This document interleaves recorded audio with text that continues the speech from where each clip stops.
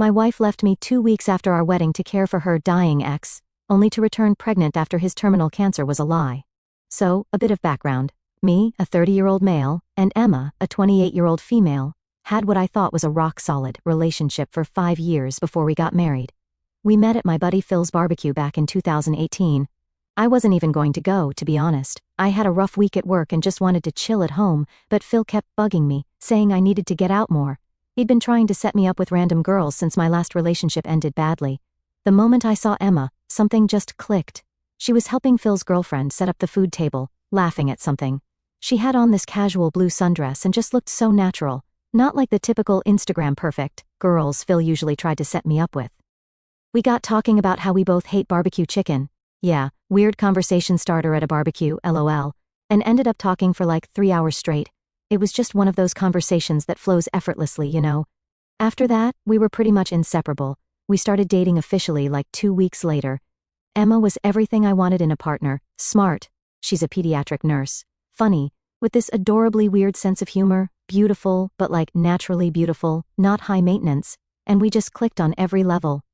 We had the same values, wanted the same things in life, even had the same stupid taste in reality TV shows. 90 Day Fiancé is our guilty pleasure, LMAO. We never had those dramatic relationship problems you see on here all the time. No trust issues, no fights about dumb stuff, none of that BS. Sure, we had disagreements, but we always worked them out like adults. My buddies used to give me love for being whipped, but honestly, I was just happy. Emma made me want to be a better person, as cheesy as that sounds. Fast forward to last year. I proposed during a hiking trip. She loves outdoor stuff.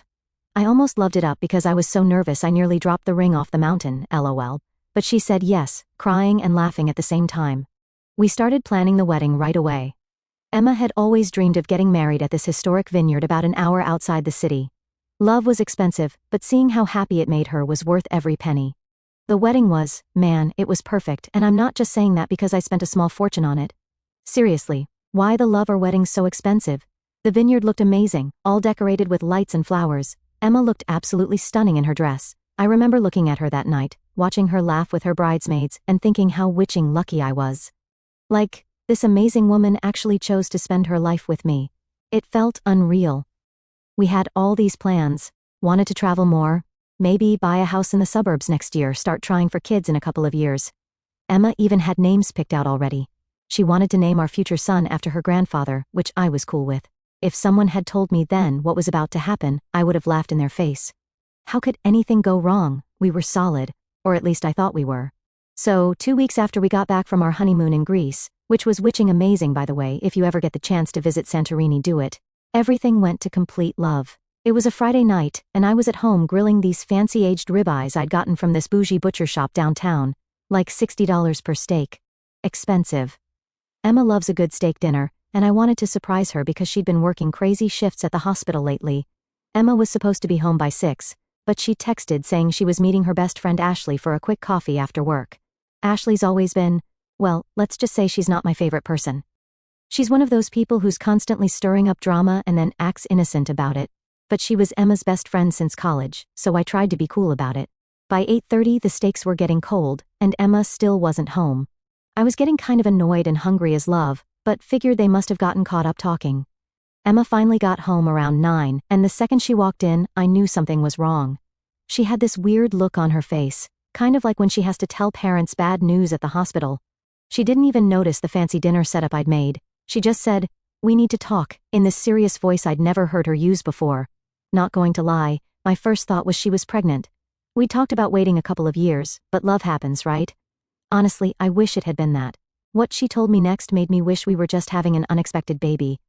She sat down at our kitchen island and started telling me about her ex-boyfriend Mark. Now, I knew about Mark. They dated for 3 years in college, seemed pretty serious.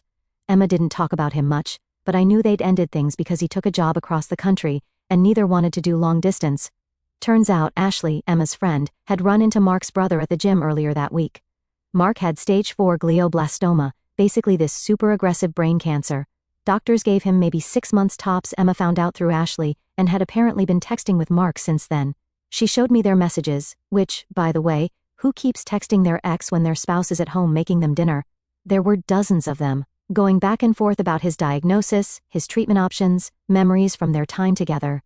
While I was out dropping $120 on fancy steaks, my wife was having deep conversations with her dying ex.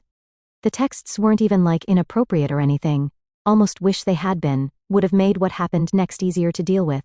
They were just emotional, lots of, I never forgot about you and you were such an important part of my life type stuff, the kind of conversations you probably shouldn't be having with an ex when you're married. Then Emma said that Mark's dying wish was to spend his last months with her. Apparently, facing death made him realize she was the one that got away, or some Hallmark movie love like that.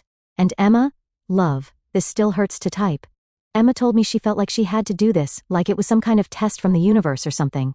The worst part? Ashley had been encouraging this whole thing.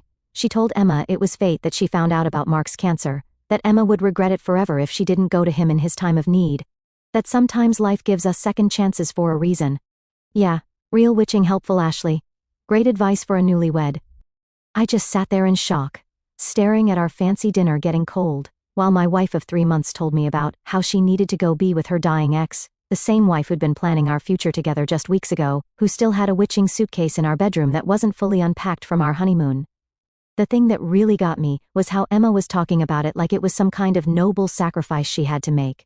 Mark has no one else, she kept saying. His family is all on the East Coast. Convenient, right? He's all alone, facing death. Meanwhile, I'm sitting there thinking, what about me? What about your husband who you literally just promised to spend your life with? I asked her straight up if she still had feelings for Mark. She started crying. Emma's one of those people who cry when they're stressed, usually. I find it endearing. But at that moment, it just pissed me off more. She said it wasn't about that this was bigger than our relationship, that Ashley had helped her see that this was something she needed to do to be able to live with herself.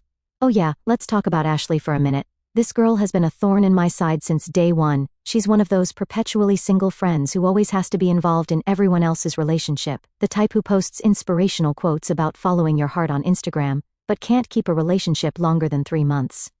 According to Emma, Ashley was the one who really pushed her into this whole thing. After running into Mark's brother, Ashley set up a chance meeting with Mark at their usual coffee spot. She'd been feeding Emma all this spiritual mumbo-jumbo about how the universe brings people back into our lives for a reason. And sometimes first loves are meant to be last loves and other love. I tried to be rational about it. Asked Emma if she'd seen any of Mark's medical records herself, if she'd talked to his doctors, if she'd even verified the diagnosis with his family. She got defensive, said she couldn't believe I was questioning something like this, that the Mark she knew would never lie about something so serious. The Mark she knew, those words just kept echoing in my head. You want to know the most loved up part? She actually expected me to be understanding about this, like I should just be cool with my wife leaving me to go play nurse for her ex-boyfriend. She even suggested we could take a break while she helped Mark through his final journey. Her exact words, I love you not. I lost it at that point. Told her marriage doesn't have a pause button, that she couldn't just put our life on hold while she went to fulfill some dying guy's romantic fantasy. I asked her how she'd feel if I left her for an ex who was dying. She said that was different, but couldn't explain how. The conversation went in circles for hours. Emma kept talking about karma and doing the right thing. I kept trying to make her see how insane this whole situation was. At one point, she actually said, if you really love me, you'll understand why I need to do this. Classic manipulation right there. Finally, around 2 a.m., I'd had enough. I told her she needed to make a choice right then and there. If she walked out that door to be with Mark, we were done. No breaks, no temporary separation, no coming back when she was finished playing Florence Nightingale. Done. She looked at me like I was the one being unreasonable, started talking about how life isn't black and white, and sometimes we have to make hard choices. I cut her off and said, actually, this choice is pretty witching black and white. Either you're my wife or you're not. The way she looked at me then, man, I'll never forget it, this mixture of disappointment and resignation, like I was the one failing some kind of test. She said she needed time to think, grabbed her purse, and left to stay at Ashley's. The sound of the door closing behind her was like a gunshot. I didn't sleep at all that night, just sat in our kitchen staring at those stupid expensive steaks, wondering how my life had turned into this ridiculous drama. Kept checking my phone, thinking maybe she'd come to her senses. Then things moved pretty fast. Emma stayed at Ashley's for a few days, barely responding to my texts. Meanwhile, I was going through hell. Couldn't eat, couldn't sleep, just kept replaying everything in my head, trying to figure out where I went wrong. My buddy Phil, the one who hosted the barbecue where we met, came over with pizza when I told him what was happening. He couldn't believe it either. We'd all hung out together so many times, double dated, gone on group vacations. Emma had always seemed so normal, Like not the type to pull this kind of love at all. Then, about a week after she left, I got this long text from Emma saying she'd done a lot of thinking and decided she had to follow her heart, love gag. She was moving in with Mark to help him through his final months. She actually wrote that she hoped I could find it in my heart to understand. And maybe we could revisit our relationship after Mark passed. Like I was just going to sit around waiting to be her backup plan. The next day, I got an email from her lawyer. Love, an email, not even a phone call. She wanted a divorce and was hoping we could handle this amicably. I'll never forget sitting at my desk at work, staring at that email, feeling like I'd been punched in the gut. Had to tell my boss I was sick and went home. Some of our friends actually took her side, said I was being heartless and unsupportive. Like, what? My friend Rachel, who I thought was my friend first, actually told me I should be proud of Emma for being so selfless. Proud that my wife was leaving me for her ex? What kind of loved-up logic is that? I remember this one dinner with our couple friends. They tried to convince me to see it from Emma's perspective, said, how would you feel if you knew you could give someone comfort in their final months, but chose not to? I straight up asked them if either of them would leave their spouse for a dying ex. They got real quiet after that. The worst part was everyone treating me like I was some kind of a-hole for not being okay with this, like I was the bad guy for expecting my wife to actually honor our marriage vows. Even Emma's sister Lisa, who'd always been cool with me, started posting these vague Facebook statuses about how true love means supporting each other's difficult choices, or some BS like that. When Emma's lawyer sent over the divorce papers, I got my own lawyer, a real shark of an attorney my brother recommended. I wasn't about to get screwed over twice. Emma apparently expected me to move out of our house, which I'd paid 70% of the down payment for, by the way. I told her she could buy me out if she wanted to, but I wasn't going anywhere. She seemed shocked that I wasn't just rolling over and giving her what she wanted. I think she expected me to be understanding about this whole thing right up until the end. The day she came to get her stuff was brutal. Ashley came with her, of course, and kept giving me these dirty looks, like I was the villain in this story. They took 3 hours packing up Emma's things. Every time they walked past me with another box, Ashley would make these little huffing noises. I just sat on the couch, drinking beer and watching football, refusing to help. Emma tried to take our dog, Max, a lab mix we'd adopted 2 years ago. That was the one time I really lost my cool. I told her there was no way in hell she was taking my dog to go live with her and her dying boyfriend.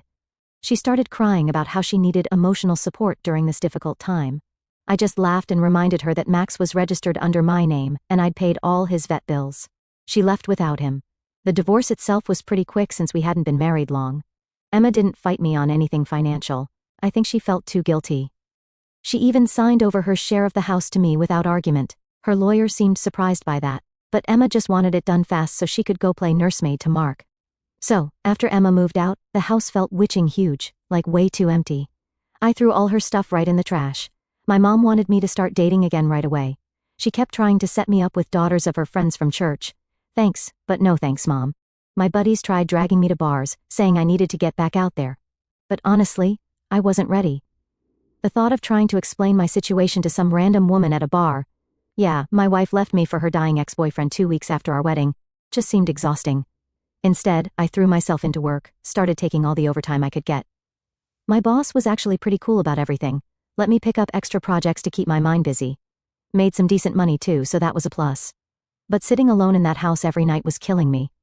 I started having trouble sleeping, would wake up at 3 a.m. and check my phone, half expecting to see a message from Emma saying this was all some loved-up mistake. Max was a lifesaver during this time. Having him there forced me to keep some kind of routine. Had to get up to walk him, had to come home at decent hours to feed him. He'd sit with me on the couch while I binged Netflix, probably wondering why I was watching so much Breaking Bad at 2 a.m. I started doing some home improvements too, just to keep busy. But the hardest part was dealing with social media. Emma didn't post much about her situation. Guess it's hard to make left my husband for my dying ex look good on Instagram.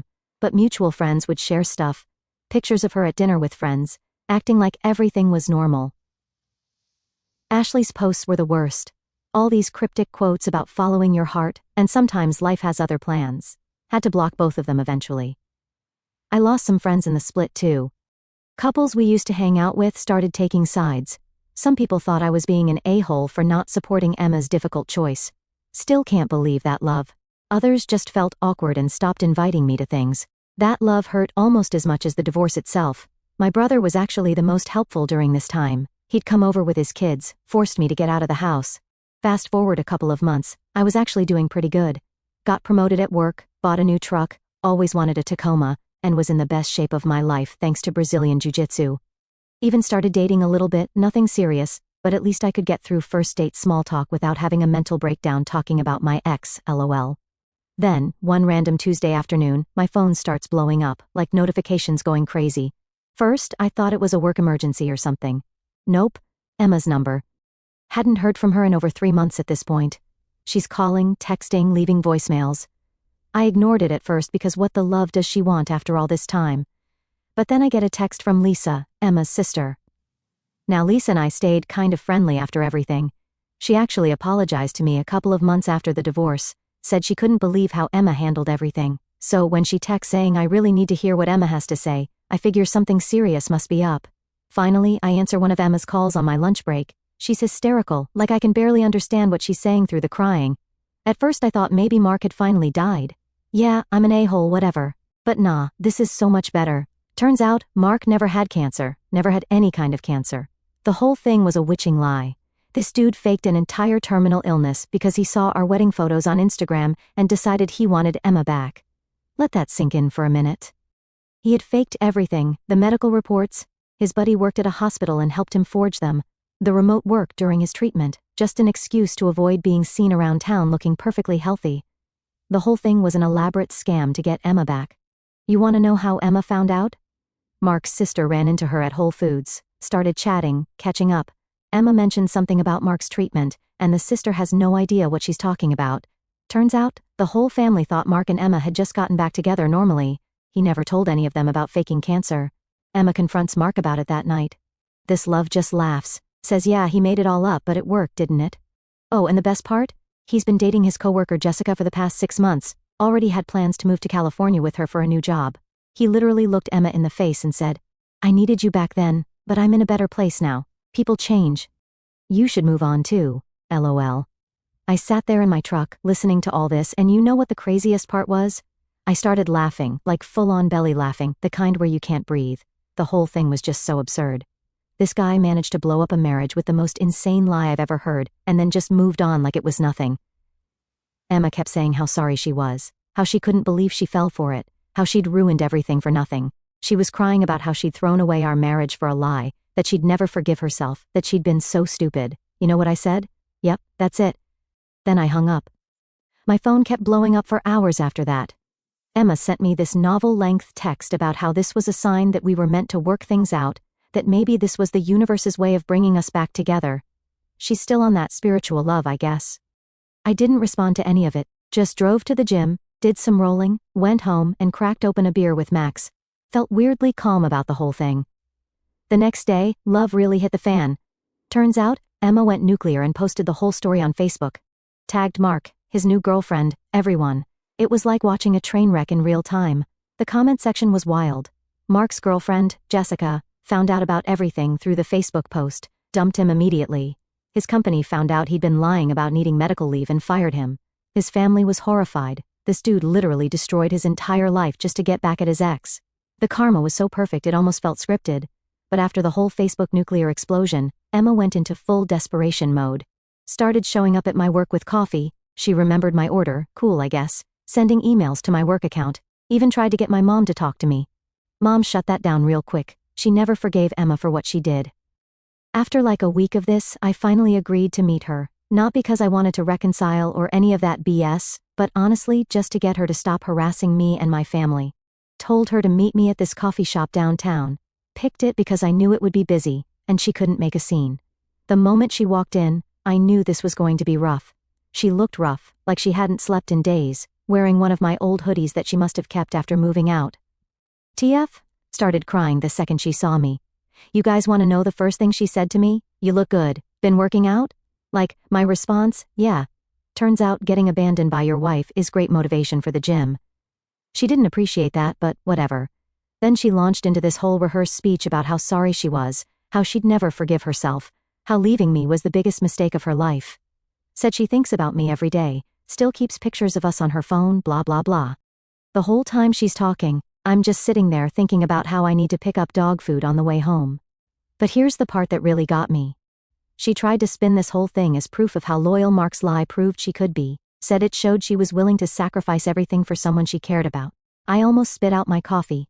I asked her straight up, if she was so loyal, why didn't she show that loyalty to her husband?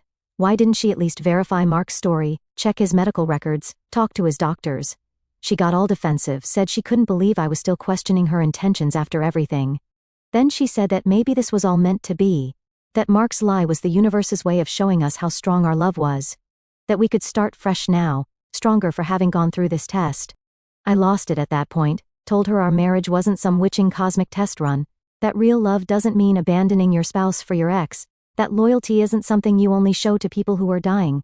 She tried to grab my hand across the table, bold move. I pulled back and said, you know what the worst part is? If Mark had actually been dying, you'd still be with him right now. You're only here because he turned out to be a liar. I'm still your backup plan. That hit her hard.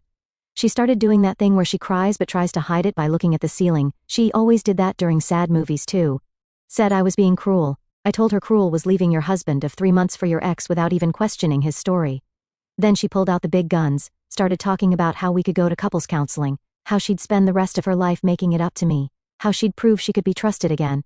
Said she still had her wedding ring and wore it sometimes. Weird flex, but okay. You know what I did? Laughed. Not like a mean laugh, just couldn't help it. The whole situation was so absurd. 2 years ago, this woman destroyed me, and now she's sitting here thinking couples counseling could fix it. I told her she needed individual therapy way more than couples counseling, that she needed to figure out why she was so willing to throw away a marriage for someone who turned out to be a pathological liar, that she needed to work on herself before trying to be with anyone. The conversation ended with her asking if there was any chance for us in the future. I said, Emma, the guy you married died the day you chose Mark. I'm someone else now. Then I got up and left, got a text from her an hour later saying she'd wait for me and prove herself somehow. Left that love on read, went home, hugged my dog, and ordered a pizza. So, it's been about 4 months since the whole Mark faking cancer love show blew up. I was actually starting to feel good about life again. Started dating this awesome girl, Amy, from my gym. She teaches the morning kickboxing classes. We'd been seeing each other for a few weeks. Nothing super serious yet, but definitely heading that way. She's completely different from Emma, straightforward, no drama, doesn't believe in all that universe has a plan love. Then yesterday happened. I was at home cooking dinner, Amy was coming over later, when Emma showed up at my door. Hadn't seen her since the coffee shop confrontation. She looked different. Then I realized why. She was pregnant, like obviously pregnant. My first thought was, oh love, Mark knocked her up before he bailed. But nope, life isn't that simple. She was holding this envelope, hands shaking, told me she was 14 weeks along. I did the math in my head, right before everything went to love with Mark, right before she left. Guys, it's mine. She had a paternity test done already, one of those early blood test things. Showed the results right there, 99.9% probability I'm the father. She'd been trying to work up the courage to tell me for weeks. I just stood there in my kitchen, holding these test results, while my pregnant ex-wife cried in front of me, and my new girlfriend was on her way over for dinner. Felt like I was having an out-of-body experience or some love. Emma says she found out right after everything imploded with Mark. She's been going to doctor's appointments alone, didn't tell anyone except her mom, said she knows this complicates everything, but she thought I had the right to know. The loved up part? Part of me is actually excited, like I always wanted to be a dad. Emma and I had talked about having kids, you know, back when we were actually married. But then I think about everything that happened, about how she left, about Amy. I haven't told Amy yet. Emma just left like an hour ago. I ended up texting Amy, saying I was sick and needed to rain check dinner. Been sitting here with Max, just trying to process everything. How the love do you even handle something like this? Like obviously, I'm going to be involved in my kid's life. That's not even a question. But co-parenting with someone who abandoned you for their fake dying ex, that's going to be interesting. Plus there's Amy. How do you tell someone you just started dating that your ex-wife who left you for her dying ex is pregnant with your kid? Feels like too much to put on someone this early. Emma wants to talk about things, says maybe this is a sign we should try again, that a baby changes everything. But does it though? Does it change the fact that she left me for her ex without a second thought? Does it change that she only came back when she found out he was lying? My head is spinning. Max keeps bringing me his toys, like he knows I'm freaking out. Good dog. I honestly don't know what to do. Part of me wants to be excited about becoming a dad. Part of me is terrified of having to deal with Emma for the next 18 to plus years.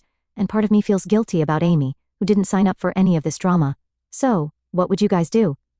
Seriously, how do you co-parent with someone who broke your trust like this? How do you tell your new girlfriend that, surprise, you're going to be a dad with your ex? How do you make sure you're there for your kid without getting sucked back into Emma's drama?